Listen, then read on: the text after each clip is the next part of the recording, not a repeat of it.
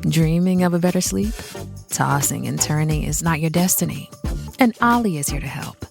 Ollie invites you to sink into sweet, sweet slumber to improve your mental and physical health and overall wellness. More than just melatonin, Ollie's ingredients help you unwind your mind for a delightfully dreamy drift off. Sleep is on the way at Ollie.com. That's OLLY.com.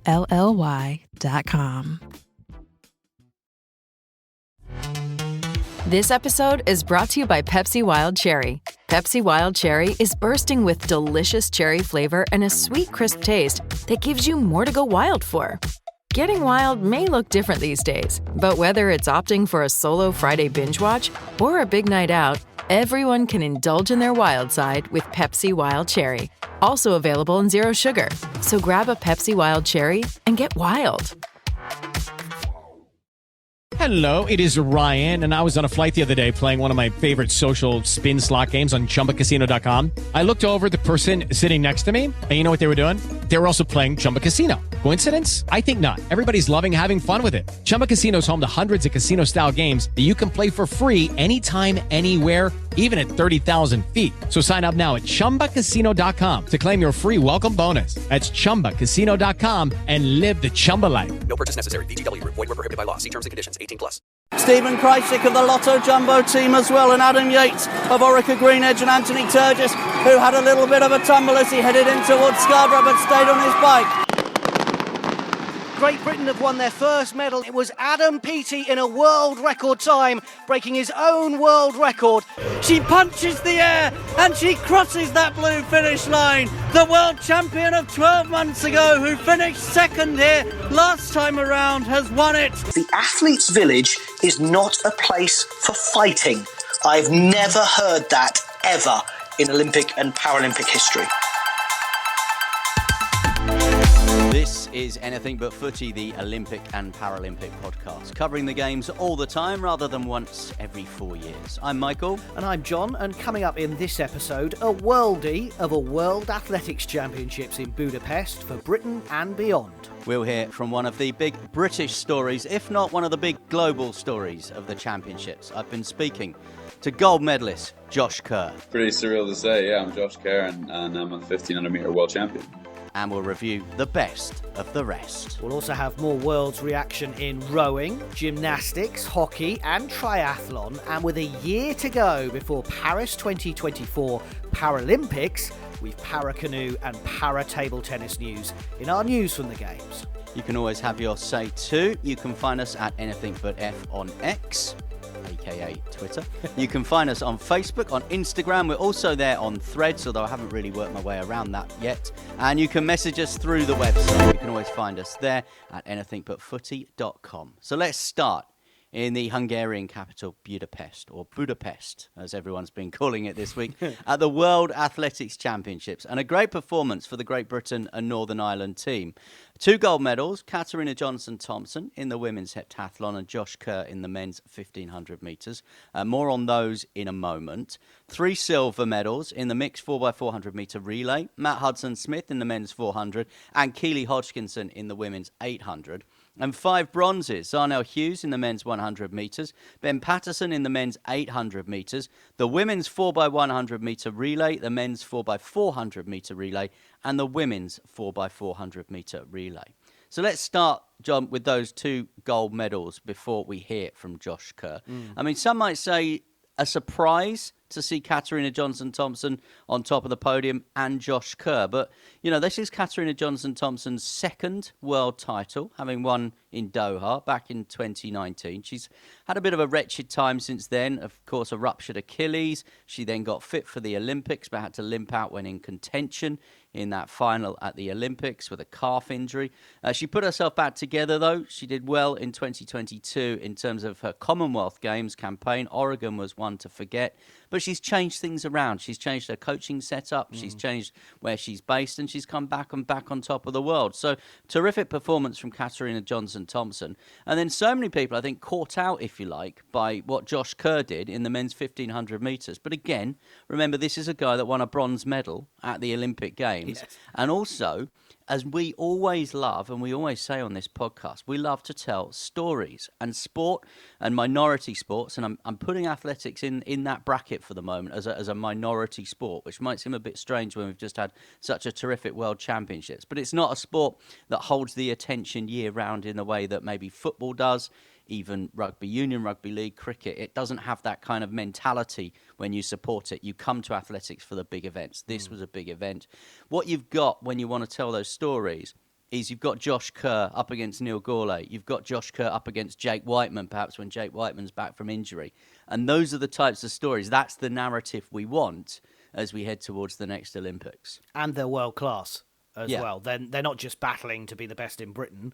They're now battling to be the best in the world. And I think that brings us back to that glory days of the 80s, doesn't it? With your Coe, your Cram, your Ovets, and then even a little bit of Peter Elliott and even Tom McLean, who came through in those periods as well. And that's what we love to hear. We love to hear that story. So it's a bit like Dina and Daryl as well, which we've talked about a lot in the podcast. And they are very much vying to be the best in Britain, but they weren't quite at the world level we saw in sprinting, and we'll probably come on to that in a moment. But these boys, as you say, Kerr, Wightman, Gourlay, and others coming through in middle distance as well, really do mean that we're in a really strong position for Paris. How on earth do you get into Team GB if you're a 1,500-metre runner?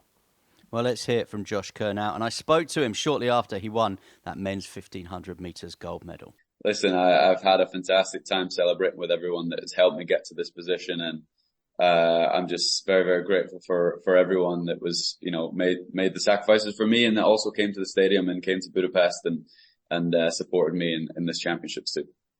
You were very emotional afterwards, weren't you? Because I guess when you become world champion, it all comes flooding back, all the coaches, the PE teachers, the family, and all the things they've had to give up to get you where you are today. Yeah, it's a very selfish sport, and the people in the team around you kind of just allow you to be the selfish guy that is off taking naps or demanding this or demanding that, and missing family things and missing time. And so yeah, it's definitely a surreal moment to kind of give back and be like, this was all worth it, and it was because you guys made those sacrifices as well as myself. So yeah, it was absolutely fantastic to celebrate with people yesterday. You describe it as a selfish sport. It's also a sport where you must have 100% belief. You have to have 100% belief that you one day can stand on top of that podium. Yeah, I think, it's, if you don't have that mindset, you're not really going to get massively far in the sport. And I've wanted this for a very long time. I thought I was capable of this. I think, early on, I think, coaches saw that I had the fundamentals to be one of the best 1,500 meter runners in the world. And it just needed to be years and years of hard training and making the right sacrifices and doing the sport the right way. And it takes time. It's not an easy sport. And, but hopefully we can get more and more people into it and keep creating these amazing world champions. Some people this morning might have been caught a little bit by surprise by your medal, but you've got an Olympic medal in your pocket. It surely hasn't come as much of a surprise to you that you're in this position now. Yeah, I think, I have this saying of, the journey from being world class to world champion is kind of the longest journey to walk. And, I feel like I've been a world class runner for maybe 6 or 7 years, but that transition is to be a world champion is different. You've got every single person in the world that wants to do it, and it's the sacrifices and the hard work and being surrounded by the right team. And I'm very proud to have that right team around me now, and yeah, it's crazy to be on the other side of that. What do you recall and reflect on the actual race itself now? That was some final 200, wasn't it? Yeah, I've been able to watch it back now, and yeah, I just I knew I needed to challenge hard in the last lap to make sure that nothing was really lagging and that the pressure was on. And it was kind of like who's going to fold first. Yeah, I had to run a little bit outside him in lane 2, but I'm going to make that sacrifice because I wasted a bit less energy throughout the race because I didn't have to lead anything. I made that sacrifice, but I was ready to go in that last 200, and I just personally felt like I wanted it way more, he's got his Olympic gold medal and, he's got world titles in the 5K and world records and all sorts. And, this was my one, and, I felt like it was my turn last night. And, yeah, it was, pretty surreal. Darnell's always been about manifesting. Had you manifested? Had you ever visualized being on a lap of honor and being a world champion? Yeah, I think, maybe some of my behavior last night wasn't massively planned, but, you visualize that moment of kind of you pursue the dream and hopefully one day it would come to fruition. And last night, a childhood dream came to fruition for me, and it's just absolutely a surreal experience. And it's starting to sink in now a little bit, and all the cool opportunities that come with being a world champion. But yeah, it takes time, and manifesting and visualizing is a massive part of the sport. We're less than a year from the Olympics now. How prepared are you for the fact that people will, and it will be a way of bringing fans in from other sports to athletics? People will now start talking about a rivalry between you and Jake, and Neil was in the final there as well. And I guess that can only be good, but how prepared are you that focus is going to be on you guys going now to Paris? That's what we're looking for. We're not looking to kind of be one and done with our medals. We've created this atmosphere of, we're sending potential medalists and previous medalists, and that's what we do in the men's 1500 and now the women's 1500 as well. So that's what we love doing. And yeah, when the pressure's on, we seem to be grabbing medals at every meet. So it's pretty awesome. And it's a good surrounding to be in. It's like, there's no time to take breaks or cut corners. It's just like, let's put the honest hard work in and let's see who made the most sacrifices this year, because we are all similar ability. It's just, maybe there's a bit of luck here and there when it comes to injuries and things like that. But yeah, this was my year, and I'm sure that's annoyed Wightman and Gurley and the rest of the gang. That's next year is going to be pretty awesome. So yeah, I've definitely riled the cage a little bit. And how much of a student of your sport are you, and how aware are you of the history? And you, Wightman and Gurley, I guess, are the direct ancestors of Co, Cram and Yvette, and people will start talking about you in that way that we do discuss those legendary names of the past. Yeah, I think being a student of the sport is just so important. Making sure you know that your history and making sure you know how different races are run, and being in the sport for this long and loving it the way that I do. I love watching races, and I told Jake last night that if he'd seen my room during the winter time of last year, he'd think I'm a serial killer. But the amount of information that I learned from all of his different races and the success he had last year, it's just, I want to learn these things. I want to be better at these things. And I knew it was going to, accumulate into this amazing performance. And it's just, making those sacrifices and watching races, really. And you mentioned obviously Jake was there last night. He was watching on, and you've said that this year was your year. It was your turn. How do you stay there so that next year we're having this same conversation at the Stade de France to make sure that is your year again? Yeah, that's the hard part. I think this initial one is definitely the easy part.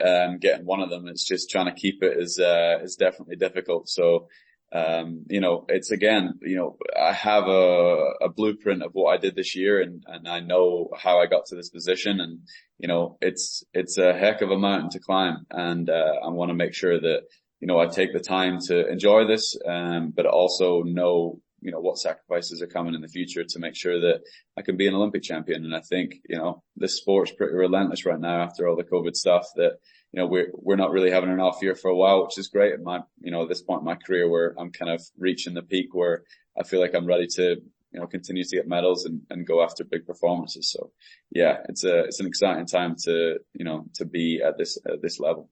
Yeah, just the beginning of your journey, not the end, certainly. Just finally, you get that medal immediately.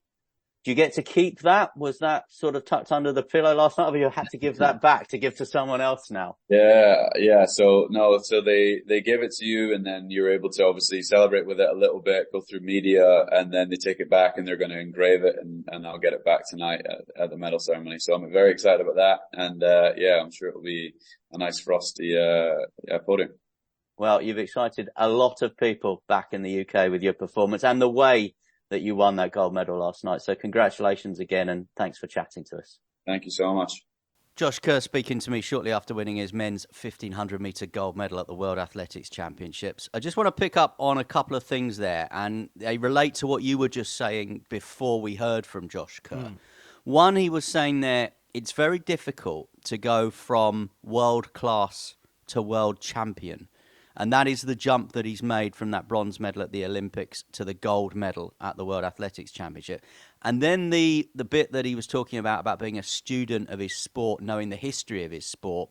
And, you know, the fact that him and Jake Wightman and Neil Gourlay, if you like, as I put it, are the ancestors to Ko, Cram and Yvette. And I thought those were two really interesting points, especially that jump from being a bronze medalist to being on top of the podium. And that's something that Keely Hodgkinson has now got to try and achieve, having picked up another silver after a silver at the Worlds and a silver at the Olympics. Yeah, absolutely. And I think what's really great about Josh is that he's so focused. And you can see that in other athletes. But what he's done, he left Scotland, he went to the US, he's been placed in the collegiate system, and he's worked his way through and learned how to win races in America, which I think is and there are a lot of other British athletes who are doing that. You mentioned the women's 4x4. I think Nicole Jurgen is another example of that. She's gone into that collegiate system, and it's a different way of, you don't need lottery funding necessarily, you do it in a different way. So I think that was a really interesting thing. And he talked about his family, didn't he? He talked about what he'd been through and what they'd been through and what it meant for him to win that medal and for them to win that medal because of the support he had.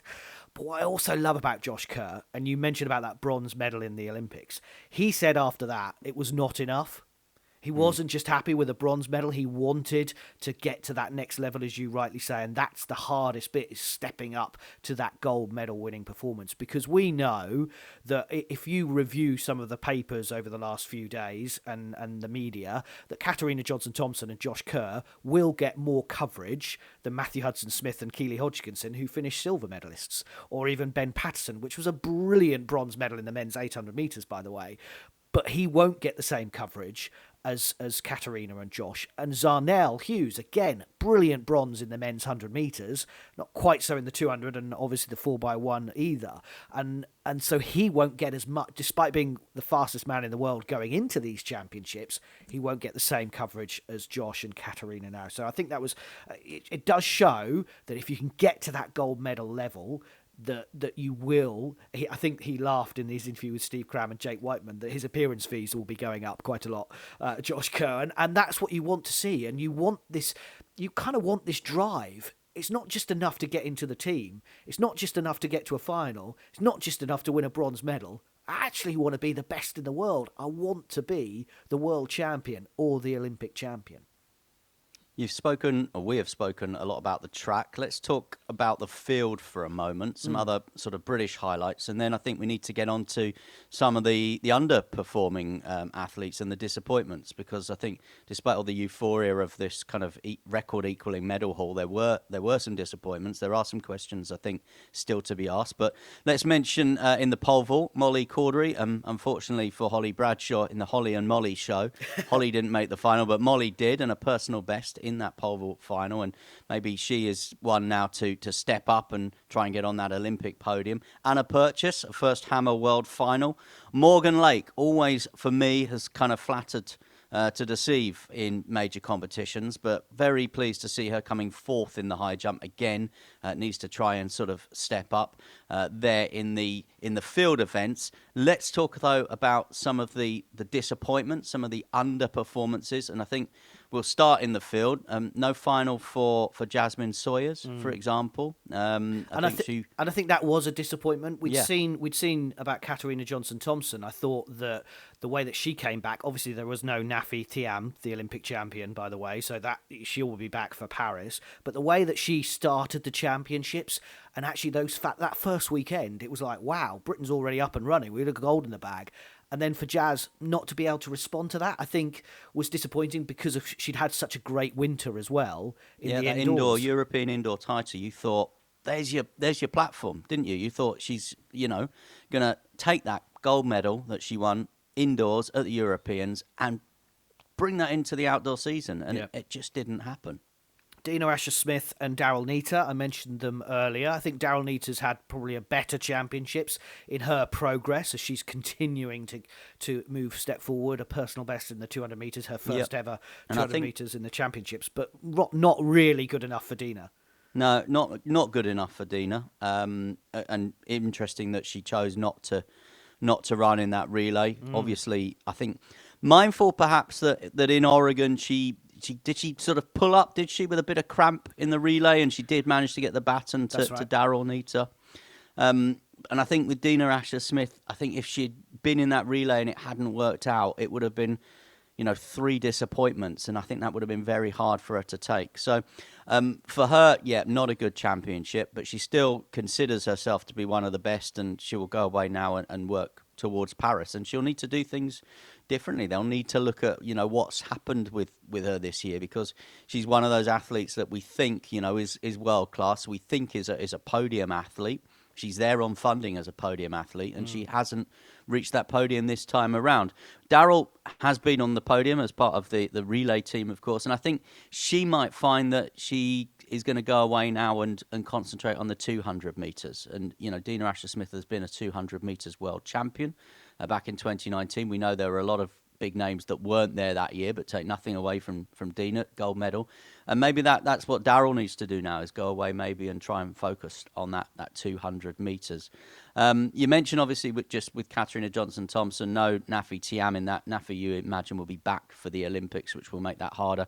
Also, Anna Hall of the US was carrying a knee injury as well. But again, take nothing away from Katarina Johnson-Thompson. You can only compete against who is there in the condition that they're in on the day, and that's what she did. 3 medals in the relays as we sort of just finish wrapping up the British performance in Budapest, but no men's 4x100 metres relay medal, and they just weren't quite there, were they? No, and I think big questions do need to be asked on this. We know that Darren Campbell has not been there. I think Matt Lawton reporting in the Times before the championships that he wasn't part of the team and not there, and we don't really know why, and there's been no comment on that whatsoever. Why did then Reece Prescott pull out as well during the championships? He was like, I'm not going to run in the relay. He was part of the team that did well in Eugene, as you say, a year ago, and Adam Jamili admitting after the final that it just wasn't good enough. He didn't have the speed, and he's in the team. So some serious questions need to be asked about that men's 4x1, because we should be up there and we should be challenging for medals like the women did, and I just want to really praise the men's 4x4 as well, without Matthew Hudson-Smith as well, who was obviously a silver medalist. The 4 men, and we've gone to championships before, Michael. I think at the Commonwealth Games England didn't have a team, did they? Something like that. We've been to championships before in the last few years without a 4x4 team, so brilliant bronze for them, and well done to Martin Rooney, who's been working with both the men's and women's 4x4 team. So did Jack Buckner, Chief Executive at British Athletics, and Stephen Maguire, sort of head coach there, did they get it right in taking a smaller team and putting a focus, so for example, Avi Nielsen, not in an individual event, but putting her in 2 relay teams, a mixed relay team, and then obviously the 4x400 metres relay team. She's come home with 2 medals. I know athletes want to challenge themselves individually against the best in the world, but when she looks back at her career, she'll look at those medals that she's won at World Championship level, and, you think to yourself, is that right? Is that the right focus, to look where medals can be won? Is it better to have taken that smaller team, as Great Britain and Northern Ireland British Athletics did this time around? To me, it seems like they are following the blueprint that Jack Buckner did at swimming, where sometimes individuals would sacrifice their individual event to be put in a relay team, and they would come away with an Olympic or a World Championship medal. It seems to me that that's what British athletics are going to be doing going forward as well. Yeah, James Guy famously did that, of course, at the Tokyo Olympics in the swimming pool. I think it's too early to tell, Michael, whether this is... It's a great result. Look, it's the best result since Stuttgart 93. We talked about it in our preview, about the glory days of Gunnell, Christie and Jackson in those World Championships. The best medal haul for Britain since 1993. So you can't argue that they've made a step forward. Let's wait and see what happens. But I tend to agree with you. I think it's probably, if a smaller team means that there's more focus on that team, there's less...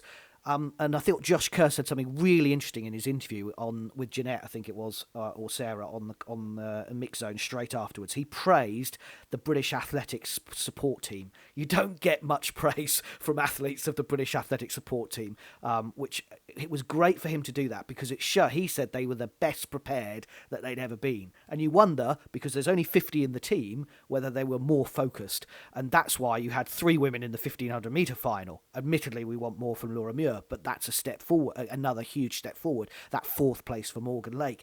The swimming when Jack Butner was in charge of the swimming, so many times did we finish 4th in a race when we got to that final, which of course you want then to get into the top 3, but it shows that there is that focus and desire, and they're trying to get into the right positions. And it feels, I think, it feels a huge step forward for British athletics, and I hope that they can use this as a stepping stone for future success, obviously going into Paris next year. Yeah, and I think you use the Europeans and the under-23 championships to take your big team and blood athletes there and give them that major event experience. And you use the Olympics and the World Championships to take that neat, tightly focused team. I do want to talk about a couple of other kind of big things from the World Athletics Championships. I know you want to talk about sharing of gold medals as well. So we'll get on to that in a moment. This is Anything But Footy, the Olympic and Paralympic podcast. Stay with us. It is 1 year to go to the Paralympics, and we will round up our other news from the Games next. Hey, it's Kaylee Cuoco for Priceline. Ready to go to your happy place for a happy price? Well, why didn't you say so? Just download the Priceline app right now and save up to 60% on hotels. So whether it's Cousin Kevin's Kazoo Concert in Kansas City, go Kevin, or Becky's Bachelorette Bash in Bermuda, you never have to miss a trip ever again. So download the Priceline app today. Your savings are waiting. Go to your happy place for a happy price. Go to your happy price, Priceline. This is Anything But Footy. So much to talk about on the Olympic and Paralympic podcast. The fallout from the World Athletics Championships in Budapest. We've spoken at great length about Great Britain and Northern Ireland and British athletics. I want to talk about some of the bigger things going on in the world. And I want to start with Noah Lyles. 3 gold medals, 100 metres, 200 metres, 4x1.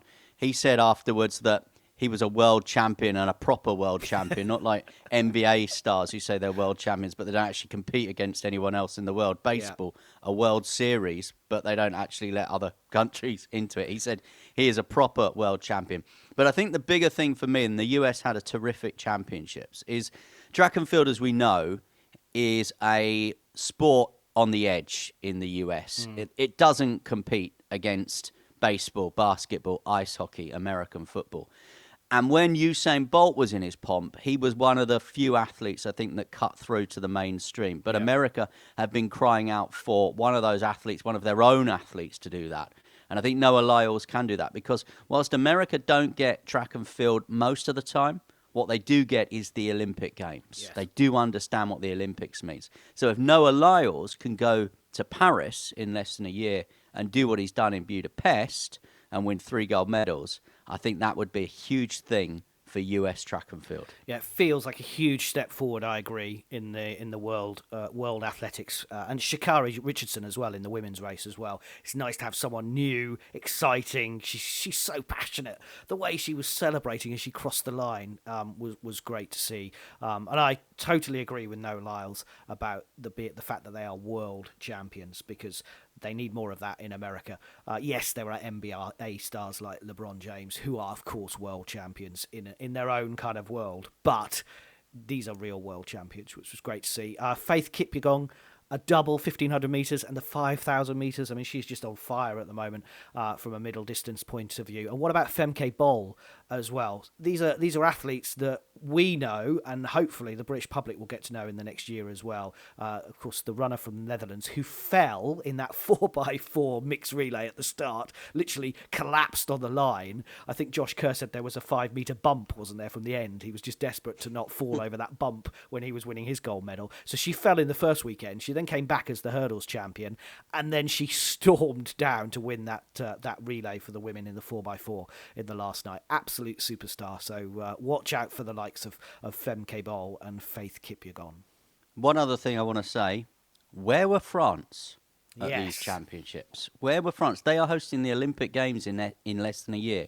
Now, we remember in the build-up to 2012 how much investment, how much time, how much money is put in for a home nation to do well at their home Olympics. There's always a home nation bump. Traditionally, historically, if you host the games, you do better than you do normally. And where were France at these championships? I mean, you look down that medal table, they're not there. Yeah. You know, you think the US, 29 medals, 12 golds, 8 silver, 9 bronze. Canada, great games for them, 6 medals, including 4 golds. Spain, 4 golds, all in the race walking events. Great Britain and Northern Ireland, we've spoken at length with their 10 medals. Norway, Netherlands. Sweden, Australia, Italy, Ukraine, Greece, Japan, Morocco. You continue to go down that medal table. Where are France? 1 silver medal. 1 silver medal in total. Wow. With those powerhouse athletic nations, British Virgin Islands, Colombia, Ecuador, Israel, Pakistan, Peru, Philippines, Puerto Rico, and Slovenia. Those were the other nations with 1 silver medal. That is a really poor performance from a nation hosting the Olympics in a year's time. They would have accepted a shared gold medal in any event, I think. Yeah, it's interesting. I mean, we know they're coming in triathlon and we know they're coming in judo, but you're right. And the fact that there was no sign of any star coming through from an athletics point of view. Again, it shows, doesn't it show how great British athletics actually is? And maybe we should pat ourselves on the back a bit more about the standard that we are at, despite all that we have. But yeah, look, on sharing a gold medal. Now, they shared it in the pole vault. We saw it, of course, in the Olympics in Tokyo in the high jump, which I didn't mind as a one-off. But defending champion Katie Moon from the US and Nina Kennedy of Australia chose to share the gold in the pole vault. They'd had exactly the same markings, clearances, faults, etc., etc. And I sat there and went, please don't. Just please don't do this, because it feels a little like, oh, we'll just share the gold because I really want to win the gold and you really want to win the gold. And well, actually, you want one person to be the world champion, don't you? You want that one person to be the winner. That's the point of this competition, isn't it? Now, I've seen Katie Moon defending herself on Instagram, saying that pole vault is such an extreme sport. The what they put themselves through is unbelievable, and they just had no more in the tank, and it could be dangerous. Now you're telling me, jumping 6 meters off a pole is or 5 meters off a pole is not something I would want to do. So I can understand that, but I think we have to be careful that we don't make precedents and say, just because I really want to win a gold medal, should we just share it? I know what you're saying, but, if you've got 2 athletes in the 100 metres and you go down to the 1,000th of a second and you can't split them any further, then they are joint winners. And I actually accept and read that explanation and thought, she's got a point here, because pole vault is a very technical discipline. Yeah. They were out there for hours in very hot conditions. And if they then start going back down the heights, if you like, I think they are potentially, as they get more and more tired and, the lactic acid or whatever kicks in, I think potentially there you are looking, for an injury. There's obviously, protocols and rules in place about how you separate people in field events. And I think when you get to that point there, you're not going to both just shake hands and go, okay, we've both done all right today. You're still going to go as far as you can. But if you then can't separate them in the same way you can't in a point-to-point race separate people further than 1,000th of a second, then why not? I'd rather they had a shared gold medal than one of them got injured because we were into the penalty shootout of pole vaulting, whatever that might possibly be. Maybe we could do a thumb war. You're shaking hands, but you do a thumb war. Whoever wins the thumb war wins the gold medal. Rock, paper, scissors to win an Olympic gold medal. Exactly. Look, I totally take on board what she said and what you say. I just don't want it to be... And field events have enough difficulty getting coverage as it is. You don't want to always be, we always give out 2 gold medals at every field event. That's where I don't want to get to. Okay. Well, let's agree to disagree, and I'm sure that's a debate that we might have. I don't think it'll get to that point, to be honest. I think you're worrying about something that it's happened twice in a year, so it has, but it hasn't happened. And it's never happened before. So, and we've had 70 odd years of athletics. Do you see what I mean? Slippery slope. Yeah. As I say, we'll have to agree to disagree. There's a stink around our argument, and there's a stink returning in Paris. Yeah, Bring us the latest. Yeah, this is the triathlon test event. And a reminder that the marathon swim test event was cancelled a few weeks ago in Paris because of the water quality in the Seine. One of the big reasons why Paris was when it won its bid, it said it wanted to return swimming to the Seine, not just for these events, but for the Parisians as well. Look, there were outstanding wins for Beth Potter and Alex Yee in the women and men's elite races, with the swim, bike and run going off absolutely all fine. Some amazing scenes and some great locations. But the triathlon became a duathlon, which is a run-bike-run, for the para events, as again there were issues with the River Seine and the water quality, and these were spotted in overnight tests before the event. It didn't put Dave Ellis or Luke Pollard off. They won the men's event. Claire Cashmore grabbed silver for Britain in the women's event, but organisers say they were delighted with the overall event in the heart of Paris, but frankly they will have to sort out this water quality before next summer, and they say they will, because they are opening what they're calling another huge reservoir which will push away some of this sewage instead of putting it in the Seine. But it is an issue with a year to go. And I guess that's why we have test events. That's why, organisers put these on, because there's so many things ahead of the Olympics that they need to get right. This is obviously a key one. Ticketing and stewarding and security and all of those other things will be tested at these test events as well. It's also officially 1 year to go until the Paralympic Games start in Paris. The first time the city has staged the event, despite next summer being their third staging of the Olympic Games. Things looking pretty good, I would say, for Paralympics GB. They always feature high on the medal table. Let's run through some of the para headlines for you over the last week or so. And in Para Canoe, Laura Sugar won her third KL3 world title on the final day of the Para Canoe World Championships in Germany. Also on that final day, a VL3 silver medal for Jack Ayers, and importantly, both Paralympic quota places too. Earlier in the week, Charlotte Henshaw and Emma Wiggs with a Great Britain 1-2 in the KL2 finals. Emma Wiggs also won an 11th world title in the VL2 event.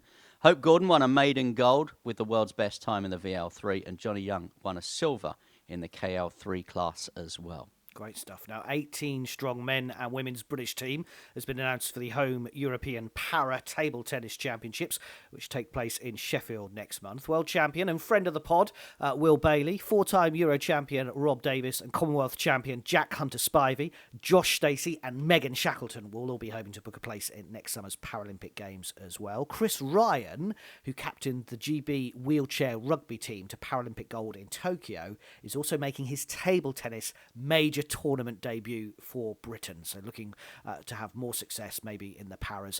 Tickets are available for the European Para Table Tennis Championships in Sheffield from September the 4th to the 9th.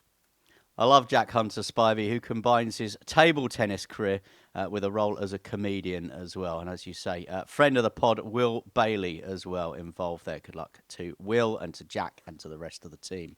European Championship hockey has been taking place in Germany for England's men.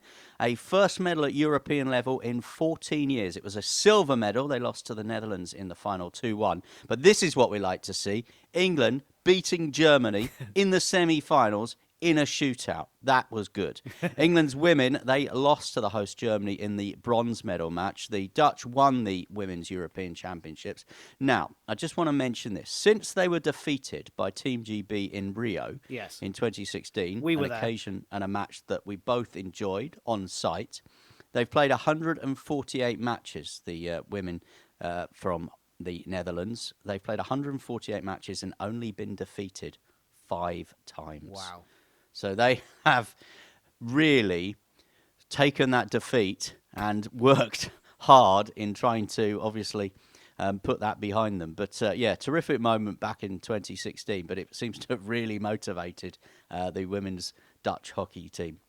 Can't wait for that run to come to an end in Paris next year. That's what I'll say to that. Max Whitlock is back in his first major championships in gymnastics since Tokyo. Of course, the delayed Olympics in 2021. The gold medal winning gymnast is named along Jake Jarman, James Hall, Harry Hepworth and Courtney Tulloch for Great Britain at the 2023 Artistic Gymnastics World Championships next month in Antwerp. Max says he's working harder, he's become fitter and approached this build-up like never before. He says, I'm excited to be back with the team with some big targets ahead, and says thank you for all the support and messages sent in during the harder times. I wouldn't be here without you all. So great to see him back in Belgium. James, Jake and Courtney, of course, form part of the 2022 World Championship bronze medal winning team, which happened in Liverpool. The action starts at the end of the month, September 30th to October 8th. I have to admit, I woke up this morning feeling just a little bit bereft. The end of the World Athletics Championships. I've really enjoyed following it all this week, and I woke up this morning thinking, what am I going to do now?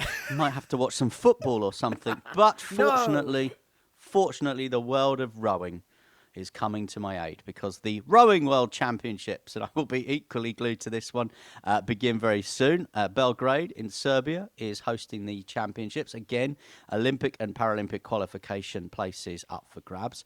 British rowing have selected 62 athletes. Remember, Great Britain topped the medal table at the European Championships. They also won the overall World Cup trophy.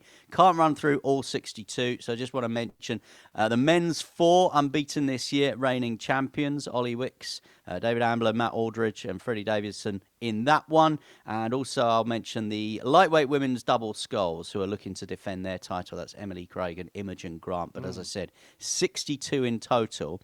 And having had a disappointing Olympic Games that we've spoken about many times in 2021 in Tokyo. Disappointing, I think, by their own high standards at the Olympics. The Paralympics were better results. I think this Great Britain team now, as far as British rowing are concerned, are heading towards Paris for the Olympic Games and the Paralympic Games in much better shape. So, yeah, I will be very pleased to be back watching another World Championships. Looking forward to this regatta. And we're going to have much more on this coming up in our next episode of Anything But Footy. It will be a special edition ahead of the World Rowing Championships because Michael's that excited. Follow us so you don't miss out. It will be coming out later this week. Now, congratulations to friend of the podcast and former guest on Great British Bosses, Georgina Harland, who was recognised recently by the International Modern Pentathlon Federation in Bath. They've been holding their World Championships there as well. The former athlete who led Team GB at the recent Beijing Winter Olympics was awarded the special Pierre de Coubertin medal during a reception. And as we head into autumn, still plenty to come. You can always check out our sporting calendar. That is on our website, anythingbutfooty.com. And as John said, we've got a rowing special edition of the podcast coming up soon. And John will be getting more things wrong, I'm sure, on that one, like his views on sharing of gold medals. As ever, you can always get in touch at any time at Anything But F on X, or you can also find Anything But Footy on Instagram, on Facebook, and we're also there on Threads.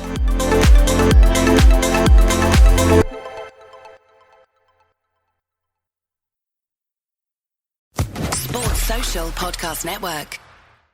Hello, it is Ryan, and we could all use an extra bright spot in our day, couldn't we? Just to make up for things like sitting in traffic, doing the dishes, counting your steps, you know, all the mundane stuff. That is why I'm such a big fan of Chumba Casino. Chumba Casino has all your favorite social casino-style games that you can play for free anytime, anywhere with daily bonuses. That should brighten your day a little. Actually, a lot. So sign up now at ChumbaCasino.com. That's ChumbaCasino.com. No purchase necessary. VGW Group. Void where prohibited by law. See terms and conditions. 18+.